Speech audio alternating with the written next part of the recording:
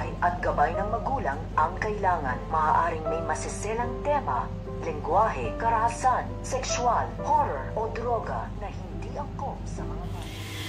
So guys, magpapadala nga ng mga doktor dito nga sa Japan kung saan ay napili nga isa itong si Lindon at itong si Annalyn. So balit nagulat nga itong si Doc Carlos at sinabi nga niya dito na sigurado na siya na pipirmahan niya ang kay Lindon. So balit ang kay Annalyn ay nais muna niya makausap ito. Siguro dahil alam niya na naroon sila Moira at Zoe, kung kaya't para sa ikatatahimik ng lahat ay hindi niya muna hahayaan na magpunta roon itong si Annalyn. Habang ito namang si Giselle, kinakausap nga niya si Justin dahil pabalik na nga ito sa US at sinabi nga nito na kinakailangan niyang bumalik dahil may importante siyang job interview doon at nakiusap naman si Giselle na doon na lamang sa Apex Hospital nga ito magtrabaho at willing naman daw siyang kuhanin nito. So balit papayag nga ba si Justin at mabibigyan niya ng pagkakataon ng kanyang ina. So yan ang dapat nating abangan dito nga lang sa Abot Kamay na Pangarap.